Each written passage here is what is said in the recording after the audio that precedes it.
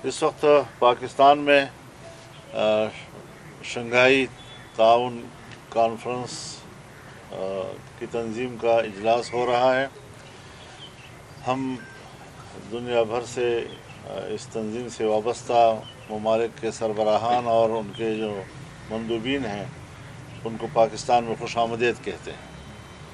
हर चंद कि पाकिस्तानी मईशत इस हद तक ज़मींबोस हो चुकी है कि इस हुकूमत से कि जो हमारी नज़र में आवाम की हकीकी नुमाइंदा भी नहीं है, उससे कोई ज़्यादा इस्तिफ़ादा करने या इस कॉन्फ्रेंस को पाकिस्तानी मईशत के लिए समरावर बनाने के लिए इनके पास सलाहियत मौजूद नहीं है। ताहम ये कॉन्फ्रेंस अगर यहाँ हो रही है तो हम मेहमानों को खुशामदीद कहते हैं और उम्मीद ज़्यादा वाबस्ता करते हैं कि शायद पाकिस्तान के मुस्तक़बिल के लिए भी बेहतरी की कोई नवीद दे सके। इस मकसद के लिए मैं हुकूमत से भी ये कहना चाहता हूँ कि ये जो आइनी तरमीम की बिल है इसको मौखर कर दिया जाए तावक्त कि ये कॉन्फ्रेंस अपने अंजाम को पहुँचे। इस दौरान में दाखिली जो तनाज़ात हैं और सियासी इख्तलाफात हैं उसको हमें यकजहती में तब्दील कर देना चाहिए और किसी किस्म के तनाज़े से हमें बालातर हो जाना चाहिए। मैं अपोजिशन से भी यही अपील करूँगा कि वो अपने एहतजाजात इस दौरान न करें, उसको मौखर कर दें ताकि इस दौरान में कोई मनफी पैगाम हमारे आवाम के सफ़ों से न जाए और मेहमानों का यहाँ पर जो मौजूदगी है उसमें कौम एक सफ़ पर नज़र आए। हमें मालूम हुआ है कि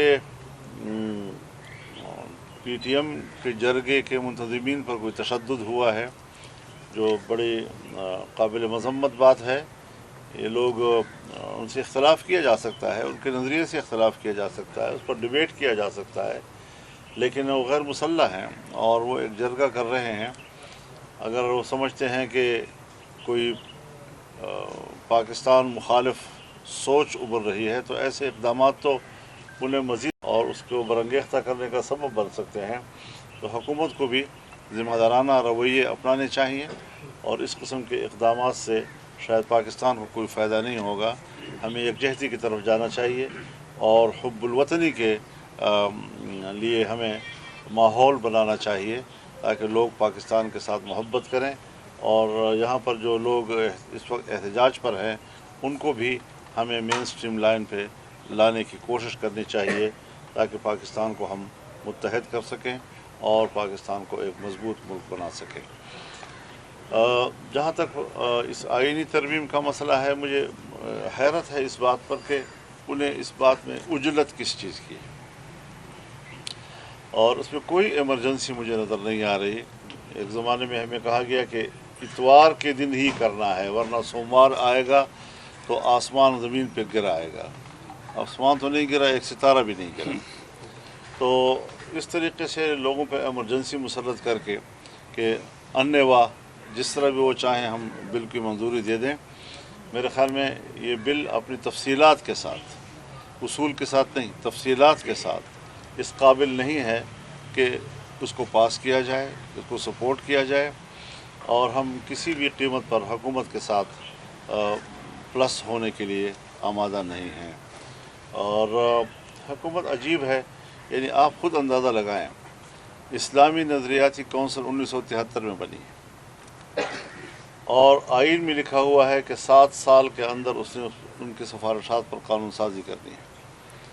आज 2024 है, एक सिफारिश पर भी कोई कानून साजी नहीं हुई। इस्लामी जमहूरिया पाकिस्तान में इस्लामी कानून साजी के लिए कोई जल्दी नहीं है, लेकिन उनके मारूजी मफादात, फौरी मफादात, सियासी मफादात, उस पर इतनी जल्दी होती है कि रातों रात आइन में तरमीम की जाए। आपको याद है 18वीं तरमीम के लिए हम 9 महीने बैठे रहे हैं। 9 महीने बैठकर हमने मुश्किल से एक तरमीम तैयार की है। आज 24 घंटे के अंदर अंदर एक तरमीम के लिए हमें कहा जा रहा है कि आप इसको पास करें। किस तरह ये हो सकता है, कैसे ये मुमकिन है?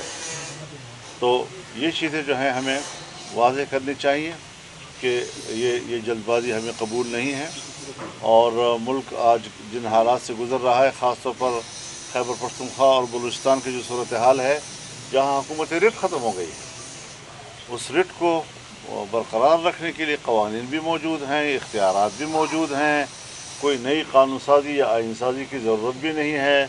یہاں پر ملٹری کورٹس کی باتیں بھی ہو رہی ہیں، یہاں پر عدلیہ میں اصلاحات کے نام پر ہماری تجویز ہے، ہم چاہتے ہیں کہ عدلیہ میں اصلاحات ہوں۔ ابھی آج بھی ایک فیصلہ آیا ہے 63A کے حوالے سے، 63A کے حوالے سے فیصلہ اگر آیا ہے، عدالت کا فیصلہ ہے، ہم قبول کرتے ہیں، لیکن بات بنیادی یہ ہے کہ اس میں کوئی میچ فکسنگ نہیں ہونی چاہیے، اور یہ کوئی سیل پرچیز کا ذریعہ نہیں بننا چاہیے اس کو۔